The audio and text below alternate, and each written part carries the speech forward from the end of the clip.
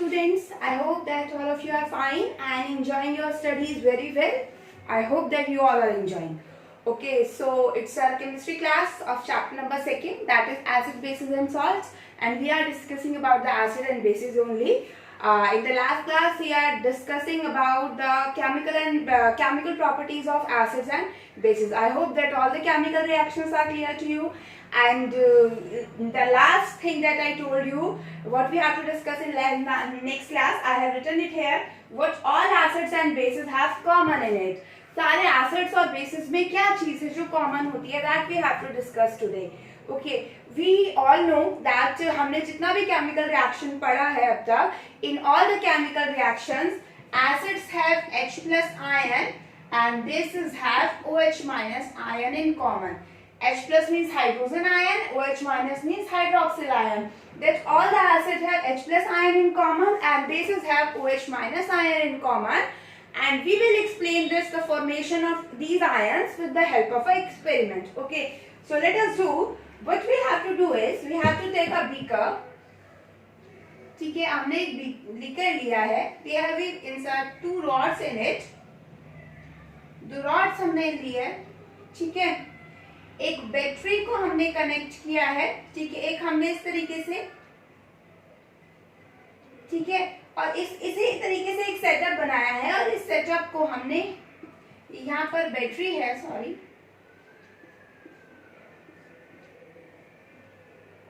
ये सेटअप आपको आता है इजीली बनाना. I hope that you will understand this. We will take a container, a kind of solution is present in it.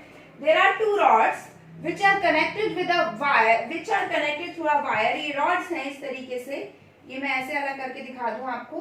ये इस तरीके से वायर से कनेक्टेड है. These are the wires. It's a battery and it's a bulb.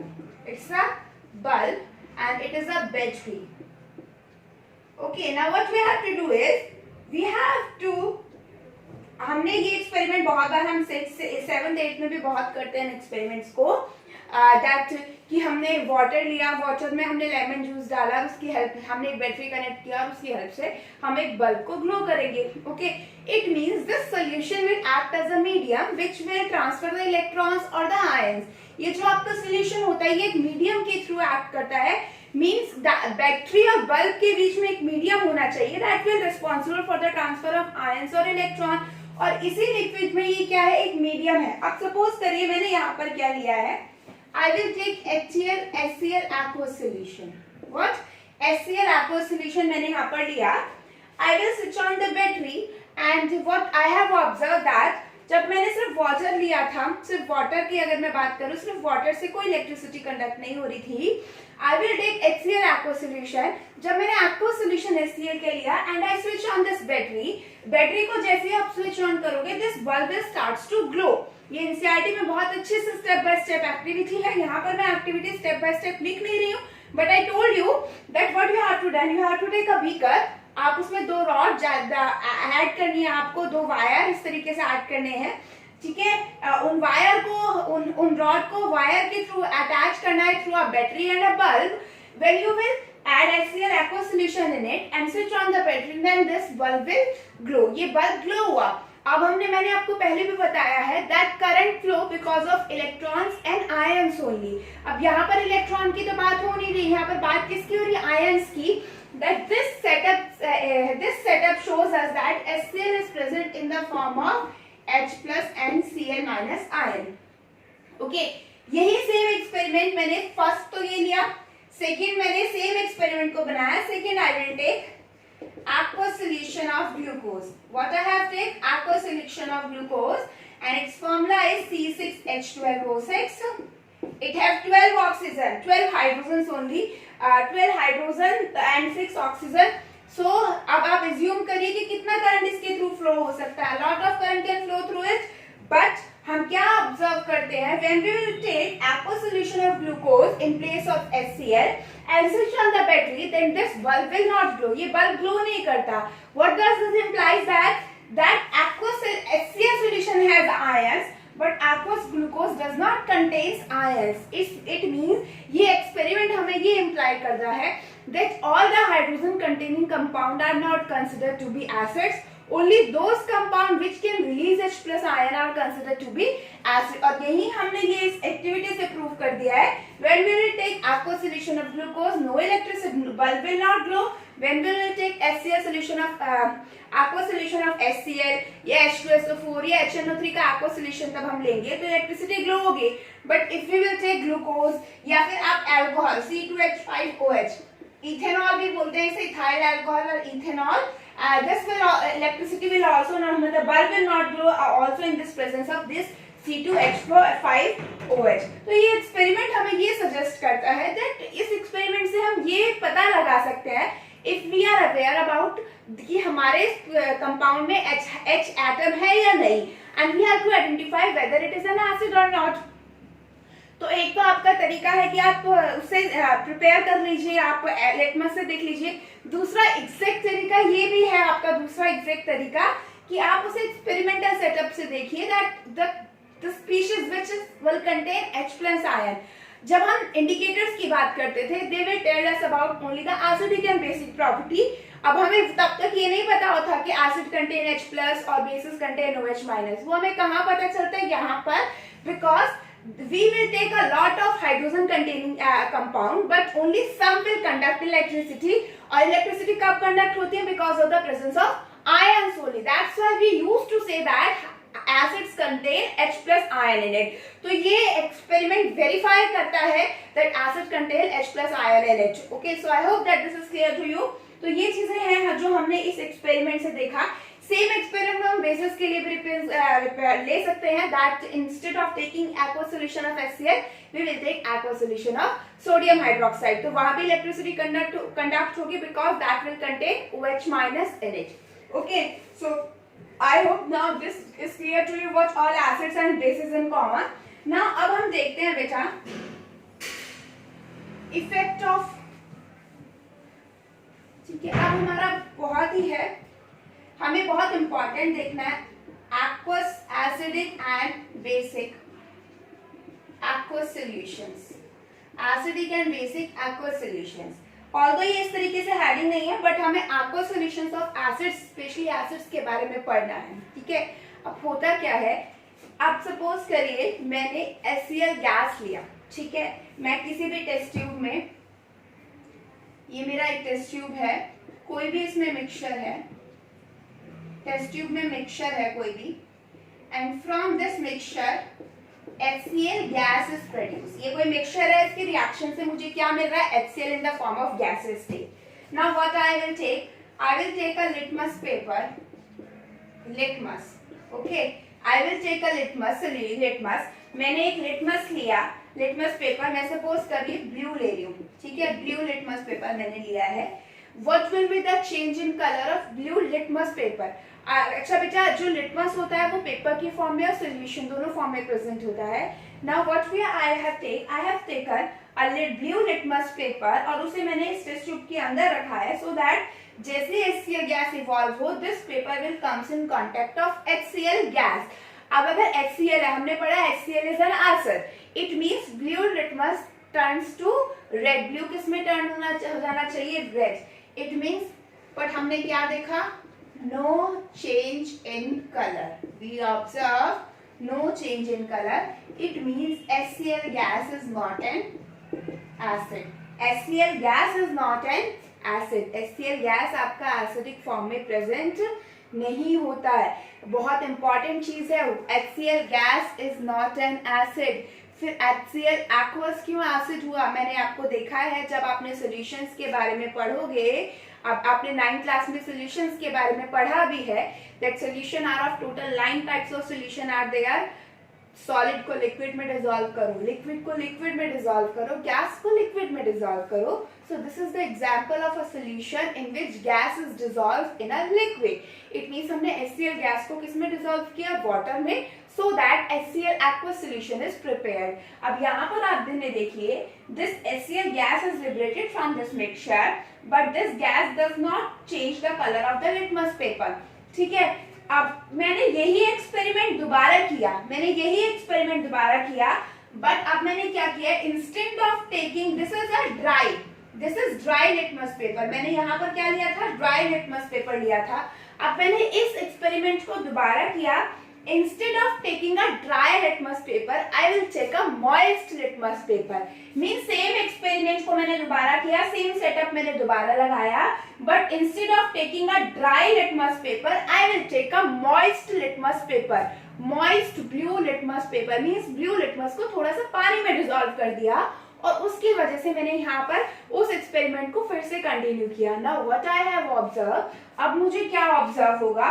अब जब मैंने आपको क्या लिया है, जब आपने, मैं यहाँ पर लिख दे दूं थोड़ा सा, this is moist blue litmus. ठीक है, इस पे जब अब HCl गैस का कांटेक्ट होगा, मॉइस्ट ब्लू लिटमस पे HCl गैस का जब कांटेक्ट होगा, it will turns to red. किसमें टर्न्स हो जाएगी, वो रेड हो जाएगी, टर्न हो जाएगी. अब यहाँ पर दोनों एक्सपेरिमेंट में आप लोग थोड़ा डिफरेंस समझिएगा बेटा. We used to say that if the blue litmus changes to red, then it is an acid. But यहाँ पर देखिए क्या हुआ. If I will take dry litmus paper with HCl gas, then there is no change in color. But if I will take moist blue litmus paper with the HCl gas in contact with HCl gas, its color changes to blue, red. Red में change हो गया. अब ऐसा क्या हुआ, ये तो यही चीज इम्प्लाई करता है कि पहले वाले एक्सपेरिमेंट में तो जो ये फर्स्ट एक्सपेरिमेंट था, here HCl gas is not behaving an acid, but यहाँ पर ये HCl गैस एसिड की तरह बिहेव कर रही है.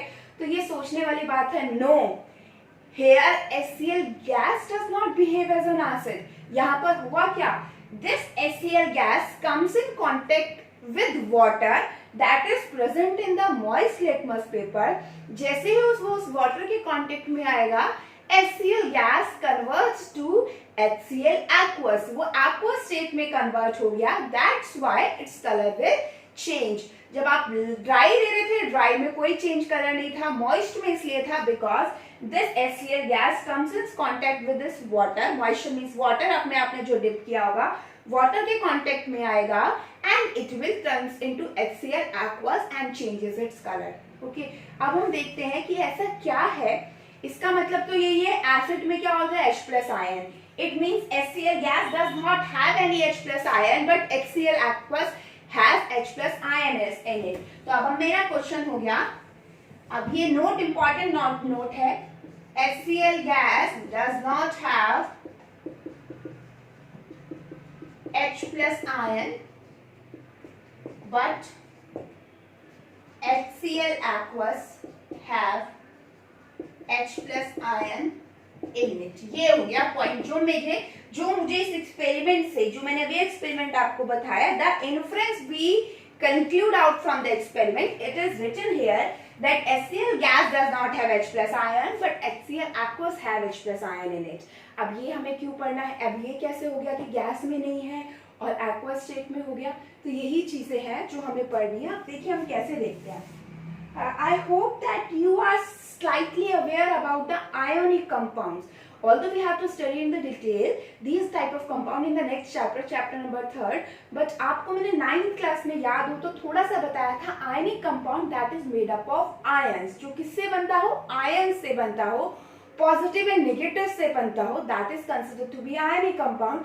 बट मैंने वहां पर आपको बताया था that all the compounds are not ionic in nature. सारे कंपाउंड्स आयनिक नेचर में नहीं होते. It means the compound which are not ionic in nature, this does not have ions in it. Ions नहीं होंगे. आयंस मीन्स क्या होता है, अलग अलग, पॉजिटिव और नेगेटिव आप जब चाहे अलग कर सकते हो.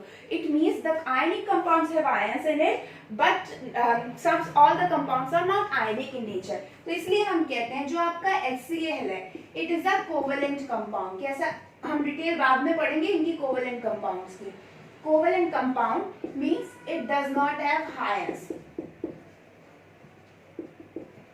इट मीन्स ये HCl गैस की मिस्टेक नहीं है. It is not the problem with HCl gas, it is the problem with HCl.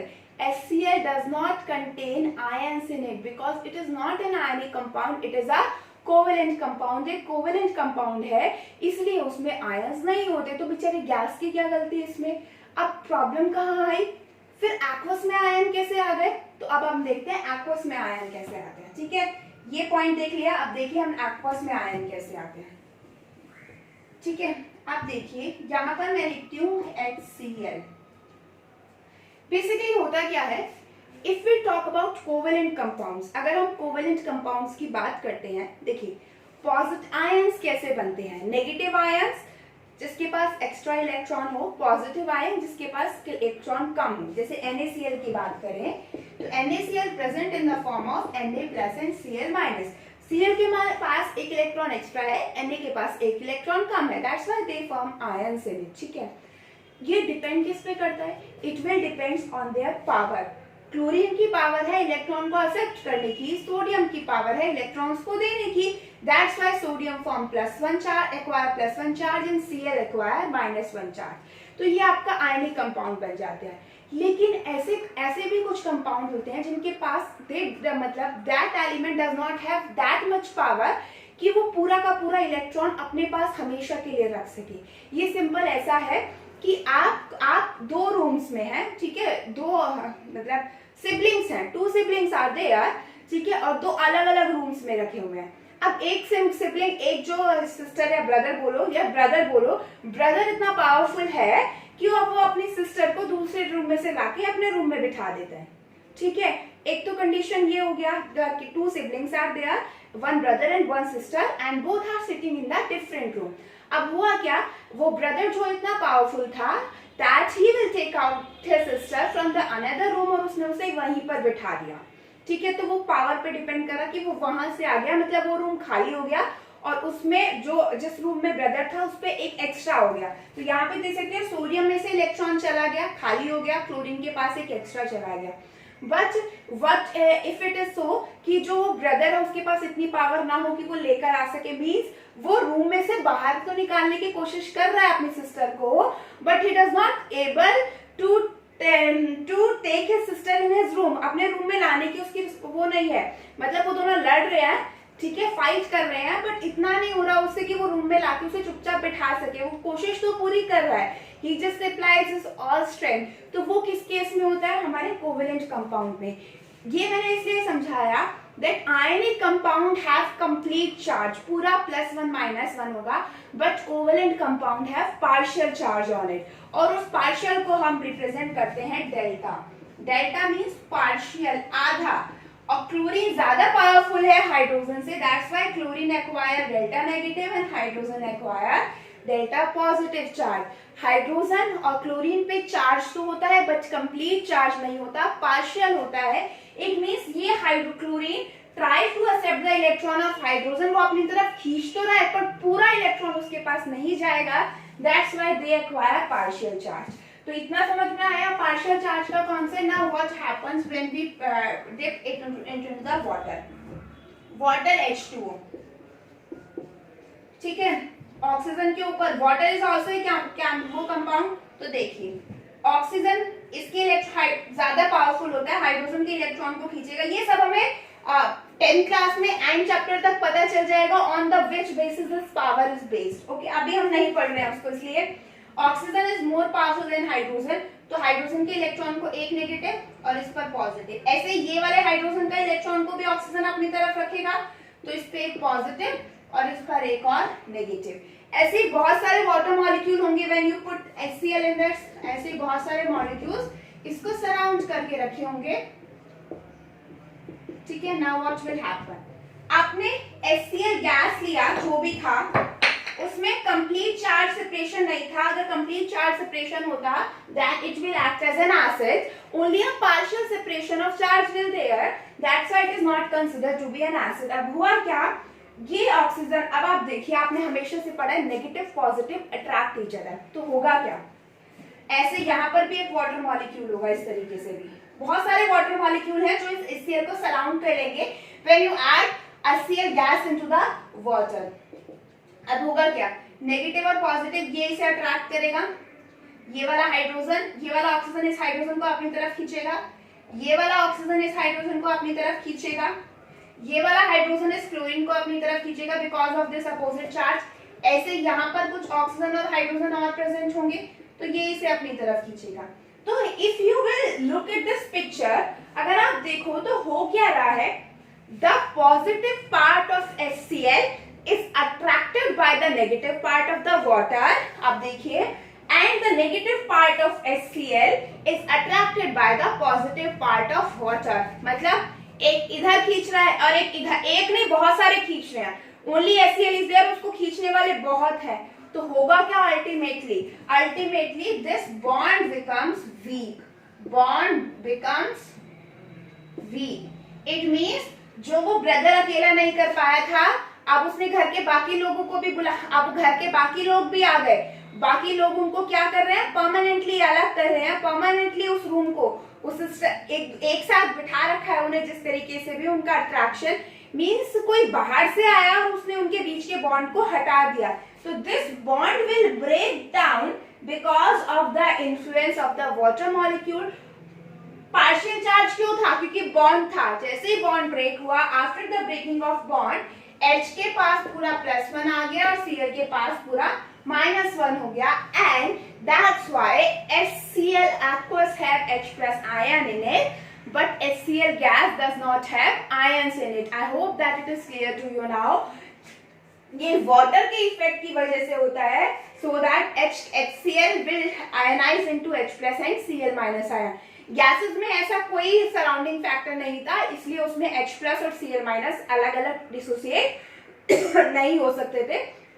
So this is the most important thing, that why HCl behave as an acid only in the aqueous state, because HCl aqueous have ions in it, but HCl gas does not contain ions in it. ये सारे gases state वाले acids के साथ होगा. चलिए, अब एक बहुत इंपॉर्टेंट बात है. मैंने आपको बोला you take water and add acid into it, जो भी है आप उसका एक्वस. अच्छा, आपने कंसंट्रेटेड और डाइल्यूट एसिड्स के बारे में सुना था. Concentrated that will in which more amount of water is there, and dilute means in which less amount of water is there. ठीक है, तो अब हम वहीं पर थोड़ा सा जाते हैं. We are talking about the acidic solutions only. तो हम वहां पर अब उसके बारे में जाते हैं. नाउ 2 कंटेनर्स आते हैं. इसमें है वाटर, इसमें है एसिड. ठीक है, you have to prepare a dilute solution of acid. Dilute solution of acid. Prepare a dilute solution of acid. Dilute means which will contain more amount of water. It means आपके पास एक acid का solution है, आपको उसे और dilute करते जाना है.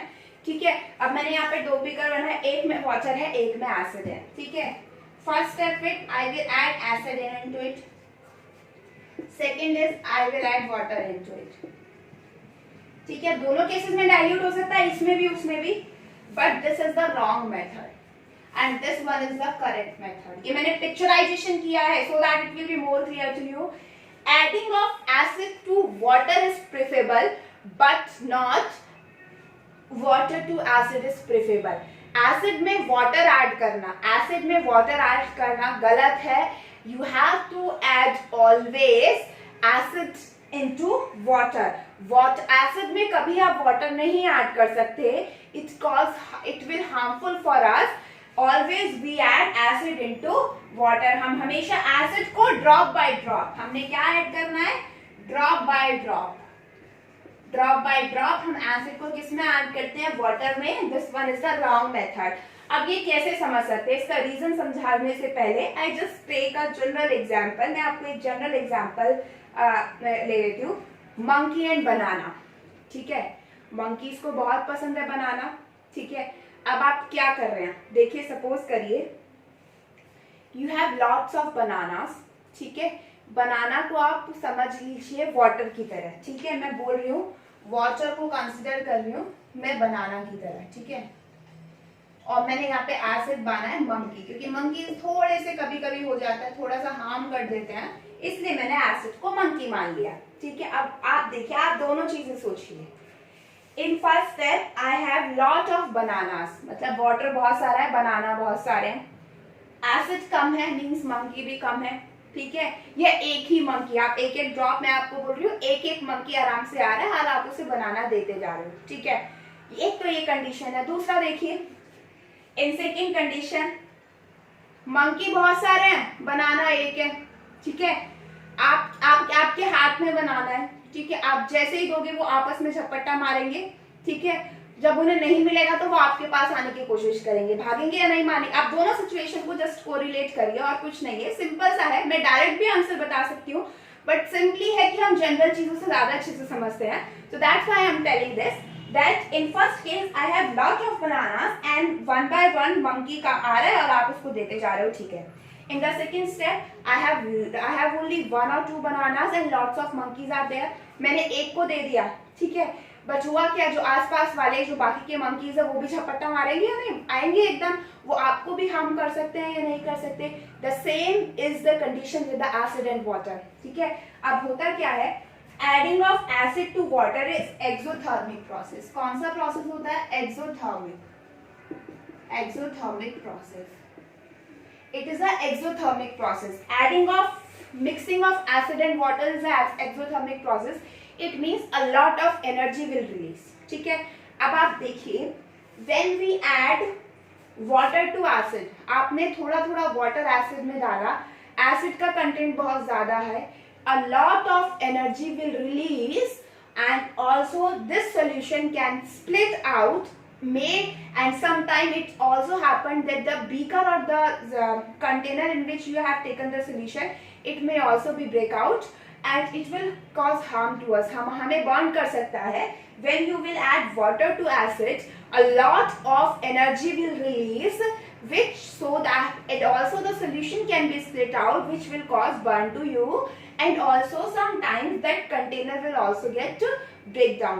लेकिन यहाँ पर क्या होता है, when you add a drop of acid, water बहुत ज्यादा, acid आप add करो drop by drop, energy release होगी लेकिन बहुत कम एनर्जी रिलीज होगी। उसमें क्या होगा, when you add acid drop by drop to water, so the energy which is really energy water की वजह से नहीं हो रही, एनर्जी एसिड में वाटर की मिक्सिंग की वजह से हो रही है।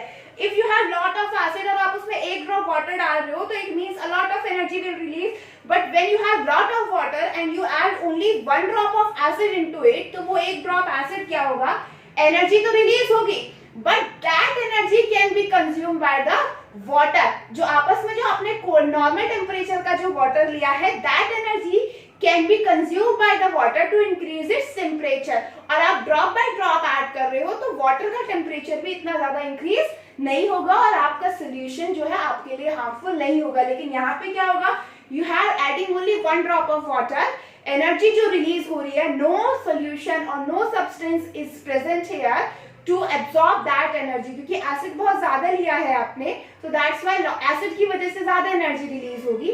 So that's why in this case a lot of energy is released, which will cause burn to us as the solution may split out from the container. In this case, when you add acid drop by drop to water, the energy released during this process is absorbed by the water molecule, so it will not cause harm to us. तो ये बहुत important है, ये lab के लिए भी बहुत important है। What major precaution we have to take when we have to prepare the dilute solution? क्या main precaution है जो हमें लेनी चाहिए when we are going to prepare the dilute solution? Okay, so I hope that this is clear to you. Now next thing is what will happen to the acid when present in water. तो basically होता क्या है बेटा, when you add HCl plus water, तो मैंने आपको कहा इसमें क्या ब्रेक होगा, H plus plus Cl minus ion, but basically क्या होता है, दिस H प्लस, ये तो इसका हो गया, अब इसका क्या हुआ, अब होता क्या है basically, this H plus is add by this water to form H3O positive, इसे हम बोलते हैं हाइड्रोनियम आयन। क्या हम इसे बोलते हैं, hydronium ion. It means when we are talking about the H plus only, तो H प्लस किसी भी सॉल्यूशन में प्रेजेंट हो सकता है, but when we are talking about H3O positive, या कहीं कहीं पर ये ऐसे भी लिखा हो सकता है H प्लस इन वाटर, ये सेम है दोनों चीजें, H प्लस इन वाटर और H3O पॉजिटिव हाइड्रोनियम आयन। तो बेसिकली आपसे पूछा जाता है in which form H plus is present in water, तो H प्लस इज hydrogen ion is present in water, so not in the form of hydrogen ion, they are present in the form of hydronium ion. और अगर आप base की बात करते हो, जैसे हम लेते हैं H2H H2O प्लस NaOH, तो इसमें आपका OH माइनस हाइड्रोक्सिल आयन ही प्रेजेंट होता है, इसमें कोई और ज्यादा नहीं होता। तो ये बहुत इंपॉर्टेंट है about this hydronium ion. So I hope that this is clear to you. अच्छा, अब आप एक क्वेश्चन है आपके लिए, what will happen to the concentration of the solution when you will add water into it. आप ये 9th क्लास के कॉन्सेप्ट से भी थोड़ा सा रिलेट कर सकते हो कंसंट्रेशन का. अब आप सोचिए, you are continuing to adding the water to the solution, तो H+ आयन की कंसंट्रेशन में क्या इफेक्ट पड़ेगा. चलिए मैं एक बीकर की एक थोड़ा डायग्रामेटिकली आपको समझा देती हूँ.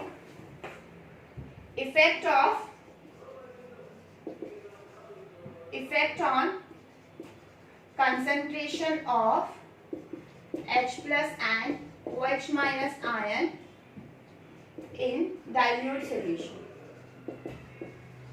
ओके, अब आप देखिए मैंने एक बीकर बनाया है. This is water and this is the particle of H+. ये आप क्या कंसिडर कर सकते हो, H+. Cl- हमें जरूरत नहीं है इसलिए मैंने ले लिया. अब मैं इसमें क्या ऐड करूंगी, वाटर ऐड करूंगी तो वॉल्यूम इंक्रीज हो जाएगा.